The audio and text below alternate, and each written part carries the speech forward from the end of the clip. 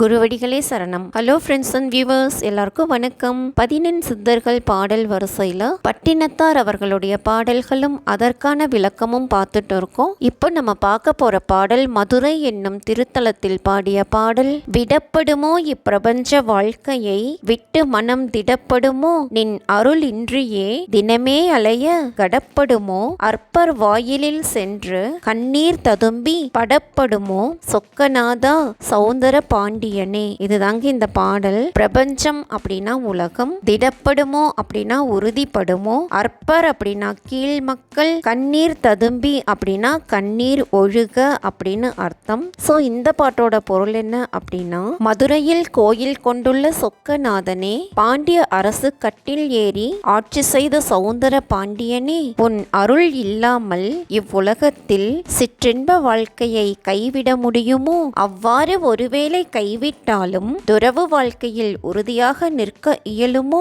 பொய்யான துறவு மேற்கொண்டு நிலையில்லாமல் அலைந்து வருந்த இயலுமோ? கீழ் மக்களின் இல்லத்திற்கு சென்று கண்ணீர் ஒழுக நின்று துன்பப்பட இயலுமோ? எனவே இவ்வாறு துன்பப்படாமல் என்னை காத்து அருள் புரிக அப்படின்னு கேட்டிருக்காரு. இதுதாங்க இந்த பாட்டோட பொருள். அடுத்தது திருவாரூர் என்னும் திருத்தலத்தில் பாடிய பாடல். இந்த தலத்துல மொத்தம் 2 பாடல்கள் பாடியிருக்காருங்க. முதலாவது பாடல், ஆரூரர் இங்கிருக்க அவ்வூர் திருநாள் என்று ஊர்கள் தோறும் உழழுவீர் நேரே உலக்குறிப்பை நாடாத ஊமர்கால் நீவீர் விளக்கிருக்க தீ தேடுவீர். இதுதாங்க இந்த பாடல். உழழுவீர் அப்படின்னா வருந்துவீர், ஊமர்கால் அப்படின்னா மூடர்கள். சோ இந்த பாட்டுக்கான பொருள் என்ன அப்படின்னா, உள்ளத்தில் குடியிருக்கும் இறைவன் தாம் இருக்கும் இருப்பை உங்களுக்கு உணர்த்தி கொண்டிருக்க அதை அறியாத அறிவற்றவர்களே திருவாரூரில் எழுந்தருளி இருக்கின்ற தியாக பெருமான் இங்கே உங்கள் உள்ளத்தில் இருக்க அந்த திருவாரூரில் விழா நடக்கின்றது என்று ஊர்தோறும் அவரை காண வேண்டும் என்று அலைபவர்களே, உம் பக்கத்தில் விளக்கு எரிந்து கொண்டிருக்க நெருப்பை பெறுவதற்காக வீடு வீடாக தேடுபவர் ஆவீர்கள் அப்படின்னு சொல்லியிருக்க.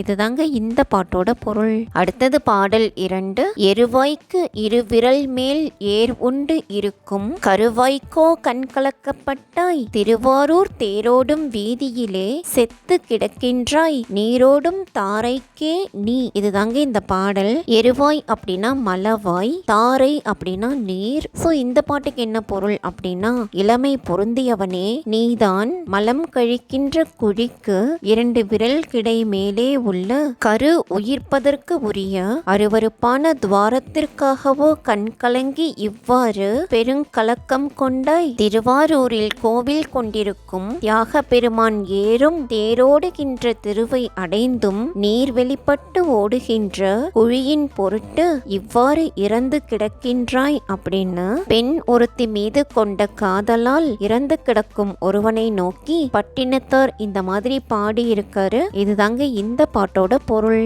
அடுத்தது திருக்கச்சி காரோணம் அப்படிங்கிற திருத்தலத்தில் பாடிய பாடல். அத்தி முதல் எறும்பு ஈரான உயிர் அத்தனைக்கும் சித்தம் மகிழ்ந்து அளித்த தேசிகா மெத்த பசிக்குதையா பாவியேன் பால் வயிற்றை பற்றி இசிக்குதையா காரோணரே. இதுதாங்க அந்த பாடல். அத்தி அப்படின்னா யானை, தேசிகா அப்படின்னா ஞான குருவே, மெத்த பசி அப்படின்னா மிகுதியான பசி, இசிக்குது அப்படின்னா இழுக்கிறது.